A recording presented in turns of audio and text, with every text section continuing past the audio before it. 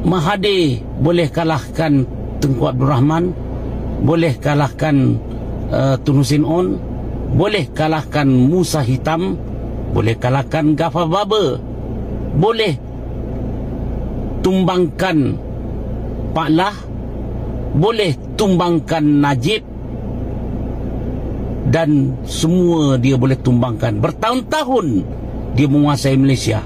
Malaysia ni seolah-olah Mahathir yang punya.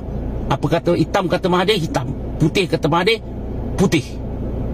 Nah, bahkan Mahathir berjaya menyekat Anwar Ibrahim menjadi Perdana Menteri sejak tahun 1995. Dan PRU 14 pun dia boleh kelentong lagi, dia boleh tipu lagi Anwar Ibrahim, janji nak bagi Anwar Ibrahim Perdana Menteri, kemudian dia sekat lagi Anwar Ibrahim menjadi Perdana Menteri.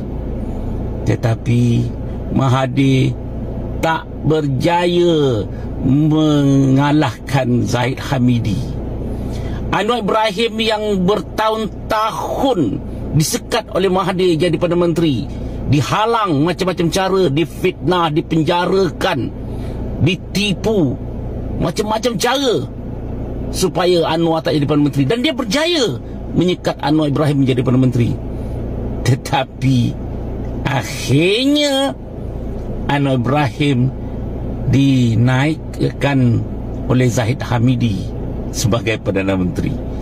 Dan Mahathir yang selama ini diboleh kalahkan semua orang, akhirnya dia tewas di tangan Zahid Hamidi. Dahsyat Zahid Hamidi kan? Sekarang dia sedang bertarung lagi ni. Dia sedang berusaha habis-habisan untuk mengenakan juga Zahid Hamidi. Itulah 2-3 hari ni macam-macam dia kutuk Zahid Hamidi. Zahid Hamidi tak ada kemampuan lah, jawatan TPM patut dikaji, direformasi lah.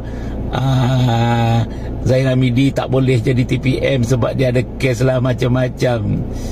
Sudahlah Mahathir, Allah nak tunjuk bahawa engkau bukan siapa-siapa. Engkau ingat engkau tu siapa? Engkau tu pun makhluk. Kuasa engkau pun ada had, kuasa engkau ada had. Baguslah engkau bertobat sekarang ni. Dan yang paling teruk, semua itu terjadi di saat usia dia dah nak sampai 100 tahun, dan dia sangat perlukan kemenangan untuk melanjutkan legasi keturunan Mahathir.